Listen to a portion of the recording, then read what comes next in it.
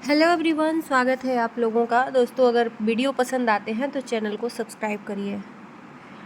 दोस्तों, प्रिया का याददाश्त वापस आ गया, खुशी की बात है, लेकिन बहुत सारे सवाल खड़े कर रहा है।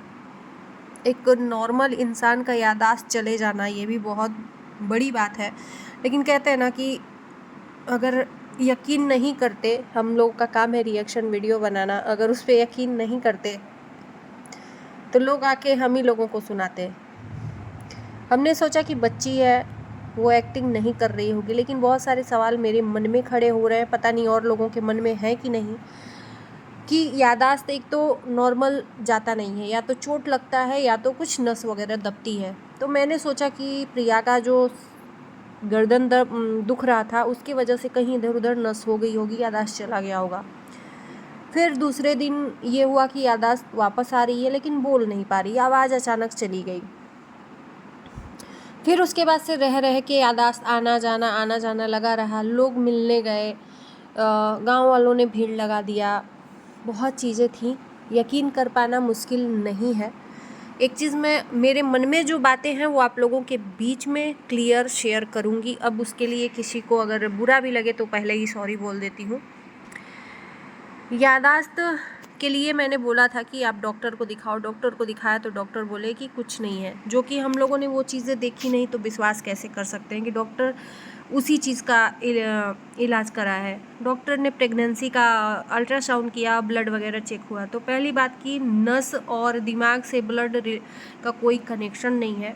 जो भी हुआ रेगुलर चेकअप की वजह से हुआ, और इन्होंने बोला था कि और भी ओझा सोखा को दिखाएं, वो लोग भी कुछ नहीं बोल रहे हैं। बहुत कुछ चीज़ें हुई। फिर अचानक से हम लोगों ने सुबह का वीडियो देखा कि प्रिया इशारा कर रही है कि मेरा गला किसी ने पकड़ा है और बाबा के पास ले जाओ तो हम सही हो जाएंगे। और तमाम तरह की एक्टिविटीज़ देखी मैंने प्रिया की, गिलास रखी, गिलास को दिमाग बनाया, फिर उसके बाद से कई तरह के इशारेबाजी किए।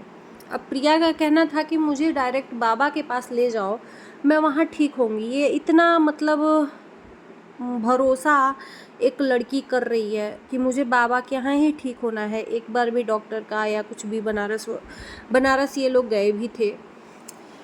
तो ये सब चीज़ें देख के मुझे बहुत कुछ सोचने पे मजबूर कर दिया कि आखिर में ये कैसे हो सकता है। एक लड़की बीमार है, उसकी याददाश्त जा रही आ रही है, उसको पता है कि मैं कहाँ ठीक होंगी। पहली बात कि तांत्रिक के पास अगर सही में भूत है और सही में अच्छे तांत्रिक है, तो कोई भी अगर भूत शरीर में एंट्री किया हुआ है, आप लोग समझिएगा इस बात को, बहुत डीपली मैं समझा रही हूँ कि कोई भी अगर ऐसा कुछ नकारात्मक ऊर्जा है या कुछ भी है उसके शरीर में प्रवेश किया है, तो वो कभी भी उस शरीर को ये नहीं बोलेगा कि तुम मुझे मंदिर ले जाओ या कहीं ओझा सोखा के यहाँ ले जाओ। आप समझना, यहाँ पे लोग बेवकूफ़ बन रहे हैं वो अलग बात है, लेकिन इन सब चीज़ों को सुन के और समझ के मैंने ये आप लोगों के बीच में बातें शेयर करी हैं कि कोई भी अगर निगेटिव एनर्जी शरीर में प्रवेश करती है ना, तो भले ही याददाश्त आ रही थी जा रही थी, लेकिन वो निगेटिव एनर्जी आप लोग इतना सोचो कि वो निकली कहाँ, तांत्रिक के पास। तो उसके शरीर में वो निगेटिव एनर्जी थी, तो ये बताओ वो एनर्जी ये कहेगी कि मुझे तांत्रिक के पास ले जाओ? बहुत बड़ी बात है।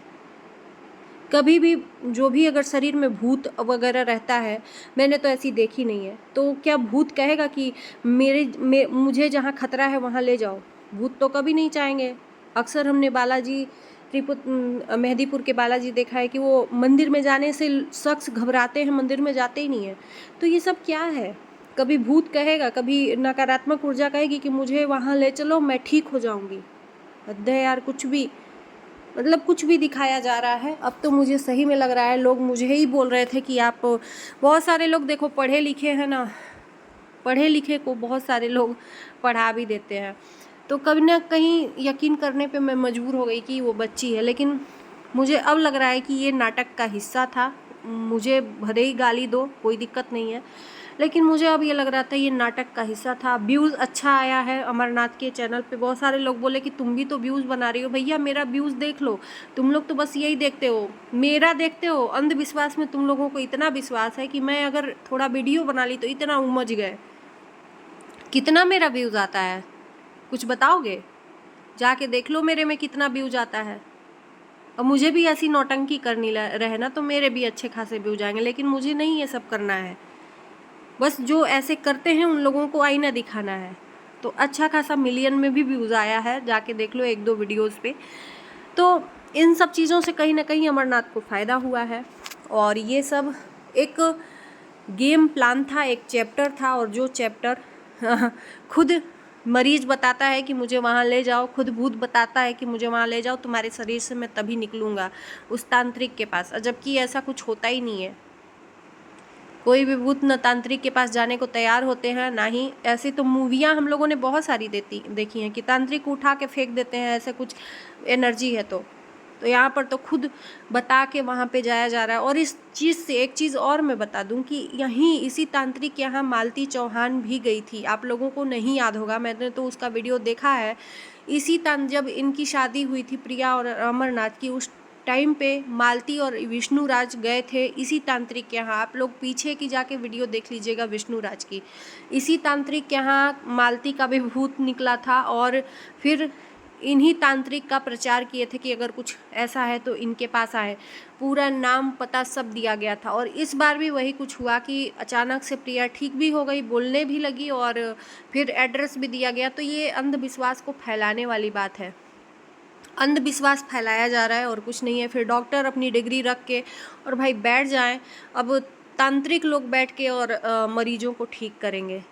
मैं किसी का मजाक नहीं उड़ा रही हूँ, लेकिन जो दिखाया गया है स्क्रिप्टेड लग रहा है। जो भी है स्क्रिप्टेड है और बस कुछ चीज़ें हैं जिस पे यकीन कर पाना मुश्किल है।